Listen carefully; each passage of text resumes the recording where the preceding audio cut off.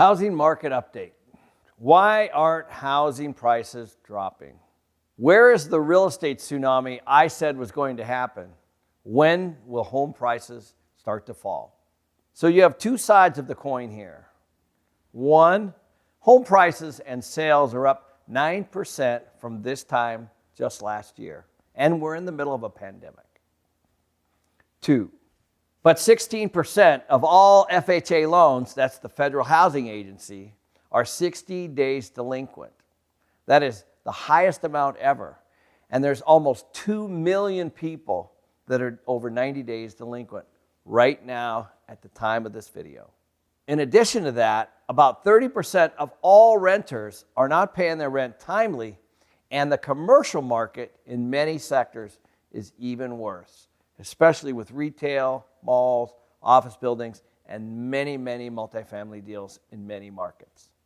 Tsunamis always happen after the earthquake, and the earthquake was the lockdown. And right now, the tsunami is brewing and it's coming. Recessions always happen in major markets first, as you're starting to see in Seattle, Chicago, New York, Los Angeles. And then they trickle down to secondary markets and third-tier markets after that. In Manhattan, the Wall Street Journal just reported the following information. Home sales are down 56% from 1 year ago, and they have 31 months of inventory. Now, the country has 3 months of inventory. So obviously, the Manhattan market is going down quickly. This increased supply will definitely drive down prices. And so that's already happening in Manhattan. And watch as the ripple effects happen in the other major markets and then the smaller markets after that. Hey guys, if you're enjoying this video, please just be sure to like and subscribe. Thank you. So how do you make money during this next period? The first thing is you need to pay attention to supply and demand. You need to pay attention to mortgage delinquencies and evictions by market and by submarket.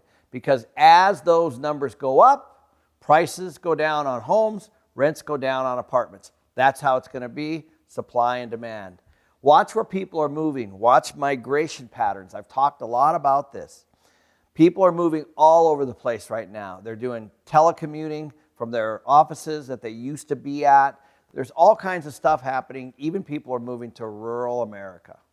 Another issue to consider is mortgage forbearance is still running out at the end of March. Now, what mortgage forbearance is, it gives people the ability, while they're going through this, to defer their mortgage payments to the end of their loan, but they still owe it.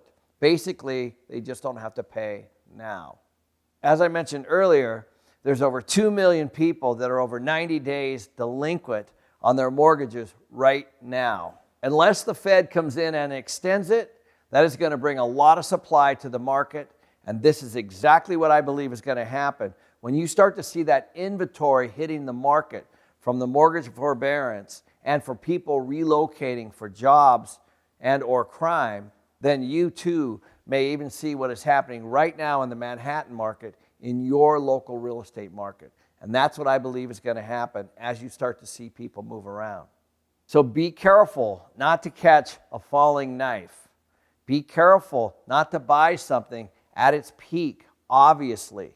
Because right now, inventory is really, really low, but inventory is definitely coming. And that's going to drive prices down in most major markets and a lot of submarkets. So be very, very careful throughout 2021. So thanks for listening.